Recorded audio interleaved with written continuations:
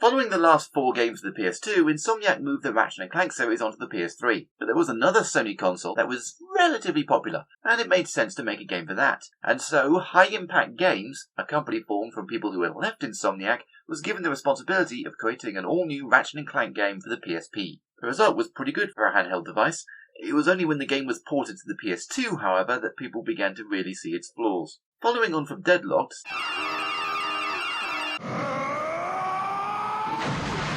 Well, that hit the spot. Size Matters starts with Ratchet & Clank enjoying a much-deserved holiday on Poketaru. While there, they meet up with a young girl called Luna, who is probably kidnapped. While rescuing her, they encounter both Captain Quark, who is attempting to find his parents, and a race of creatures called Technomites, who are responsible for the technological advances the galaxy has enjoyed. And they're upset they haven't been given the respect they feel they're due. The plot's a little complicated and hard to follow, and bits of it don't really make much sense. Thankfully, the humour from earlier games returns to paper over some of these cracks, but it can only do so much. For example, why does Captain Quark seem to be doing a Joey from Friends and just gets dumber and dumber as time goes on? Why is Clank dumped on a planet with other robots from which he can easily escape for no apparent reason? Why are you quite arbitrarily given a shrink ray, supposedly an incredibly rare item, for winning a random skyboard race? Previous games have had similar plot holes, but they've never been as big or as obvious as these. Fortunately, the gameplay also returns to the style of the earlier games, and is somewhat fun as a result. The movement and skills of Ratchet & Clank feel slightly off though, and the two just don't flow quite as well as they used to.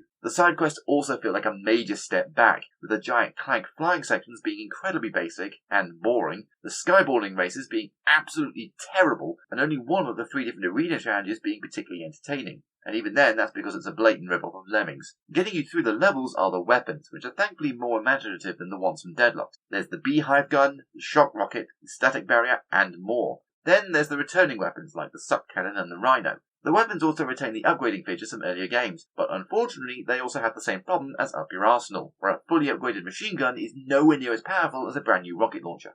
All this does is force you to constantly buy new weapons, which renders the whole process of upgrading your existing ones kind of pointless. A new addition to this game is various armor pieces, which you can collect throughout the game. Equipping all 4 pieces of an armor set grants you specific abilities, such as an electric shockwave or a bomb effect when using the wrench, and there's a few hidden combinations you can find by mixing a few different parts in different sets. But there isn't really much impetus to do any of this, because you'll rarely use the wrench in actual combat, so all you'll end up doing is equipping the pieces that give you the best defense, making the system interesting, but, again, rather pointless. Attempting to add in replay value are the by now standard skill points and hidden collectibles scattered throughout the various worlds. Unlike previous games, however, some of these are nigh impossible to obtain without collecting a serious amount of money and experience, and even then you'll probably never get them without looking online for the solution. It almost seems as if they were included just because the other games in the series had them, and not because the developers actually wanted to do them. One of the other major problems with this game are the graphics, which are shockingly poor. They may have looked alright on the PSP, but there's been very little effort in the port to the PS2,